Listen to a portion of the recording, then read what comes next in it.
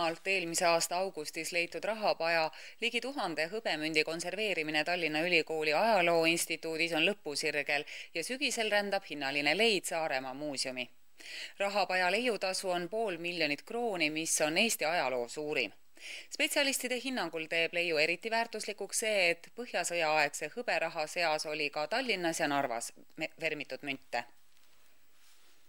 Muinsuskaitseameti peainspektor Ants Kraut näitab palju kannatanud vaskpotti, mis koos hinnalise aardega sajandeid Saaremaal Kaarma vallas peidus oli ja alles läinud sügisel sealt ühe kõrvalhoone ehituse käigus välja ilmus ning leidjale 500 000 krooni leiutasu tõotab tuua.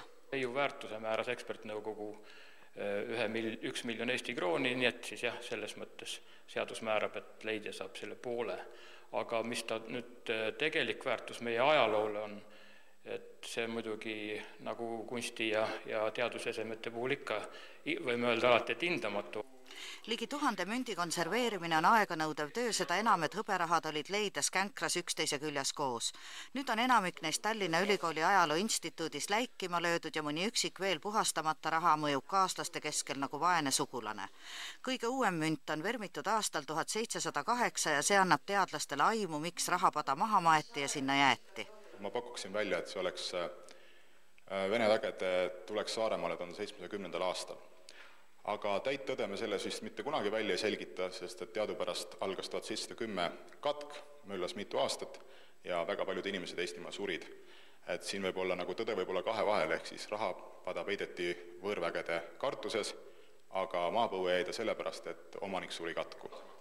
Kiutso hinnangul teeb leiu eriti väärtuslikuks see, et ta on terviklik ja sisaldab ka Tallinnas ja Narvas vermitud münte. Narva müntidest on seni välja tulnud vaid üks, nüüd lisandus neid 3.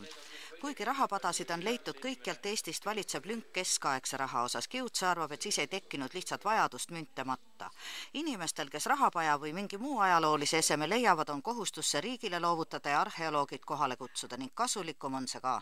Kas või sellepärast, et muinsuskaitseseaduse järgi on leidjal õigus leiutasule asjapooles väärtuses, kuid kui ta viiks näiteks antiigiärisse, siis saaks ta seal kordi, kümneid kordi nagu tüssata ja petta.